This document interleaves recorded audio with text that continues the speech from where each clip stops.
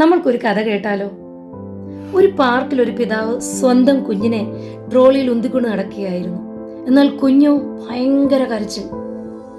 കുഞ്ഞിനെ ശാന്തമാക്കുവാൻ വേണ്ടി പിതാവ് കളിപ്പാട്ടങ്ങളും പലഹാരങ്ങളും ഒക്കെ കൊടുത്തുകൊണ്ടിരുന്നു. എന്നാൽ കുഞ്ഞിന്റെ കരച്ചിലിന്റെ ശബ്ദം ഉയർന്നുകൊണ്ടേയിരുന്നു.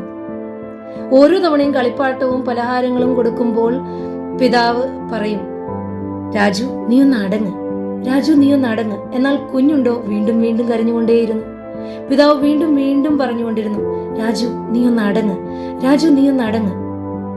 പാർക്കിലുള്ളവരൊക്കെ ഇവരെ നോക്കിക്കൊണ്ടിരിക്കുകയായിരുന്നു. എന്നാൽ അവരിൽ ഒരാള് ഈ പിതാവിന്റെ അടുക്കൽ വന്നിട്ട് പറഞ്ഞു, സാറേ, സാറിന്റെ ക്ഷമയെ ഞാൻ അഭിനന്ദിക്കുന്നു. എന്തോ ഒരു ക്ഷമയാണ് സാറിനുള്ളത്. സാറിന്റെ സ്ഥാനത്ത് ഞാനായിരുന്നെങ്കിൽ, ഈ കുഞ്ഞ് എന്റേതുമായിരുന്നെങ്കിൽ ഞാൻ ഈ കുഞ്ഞിന് 2 അടി വെച്ച് കൊടുത്തേനെ. എന്നിട്ട് അദ്ദേഹം ആ കുഞ്ഞിനോട് പറയുകയുണ്ടായി, എന്തിനാ മോനെ രാജു ഇങ്ങനെ കിടന്ന് കരയുന്നത്? നിന്റെ പിതാവ് വിഷമിക്കുന്നത് നീ കാണുന്നില്ലേ? അപ്പോഴാ പിതാവ് ഈ വ്യക്തിയോട് പറയുകയുണ്ടായി, സാറേ, കുഞ്ഞിന്റെ പേര് രാജു എന്നല്ല, കുഞ്ഞിന്റെ പേര് പിന്റു എന്നാണ്.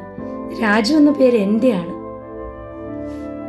പ്രിയമുള്ളവരെ, ഇവിടെ നമ്മൾ അറിഞ്ഞിരിക്കേണ്ടതും പാലിക്കേണ്ടതുമായിട്ടുള്ള ഒരു വസ്തുതയുണ്ട്. ആദ്യം നമ്മൾ സ്വന്തം വികാരങ്ങളെ നിയന്ത്രിക്കാനാണ് പഠിക്കേണ്ടത്.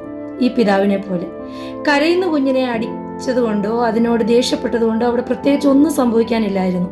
മറിച്ച് ആ കുഞ്ഞ് വീണ്ടും കരഞ്ഞുകൊണ്ടേയിരുന്നേനെ. നമ്മൾ ജീവിക്കുന്ന ഈ ലോകത്ത് നമ്മൾ പലപ്പോഴും മറ്റുള്ളവരെ നിയന്ത്രിക്കാനാണ് ശ്രമിക്കാറുള്ളത്.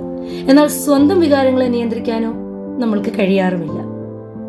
അധികാരം കൊണ്ടോ ശക്തി കൊണ്ടോ ഈ ലോകത്തെ നിയന്ത്രിക്കാമെന്ന് ആർക്കെങ്കിലും തോന്നുന്നുണ്ടെങ്കിൽ അത് വെറും മോഹമാണ്. ആദ്യം നമ്മൾ സ്വന്തം വികാരങ്ങളെ നിയന്ത്രിക്കാനാണ് പഠിക്കേണ്ടത്. നമ്മൾ നടക്കാത്ത പാതയിൽ മറ്റുള്ളവർ നടക്കണമെന്ന് വാശി പിടിക്കുന്നവരാണ് നമ്മളിൽ പലരും.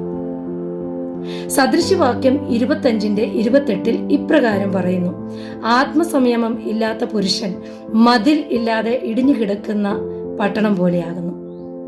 പ്രിയമുള്ളവരെ, ഈ ലോകത്തെ മുഴുവൻ നിയന്ത്രിക്കാൻ ചിലപ്പോൾ നമുക്ക് സാധിച്ചെന്ന് വരില്ല.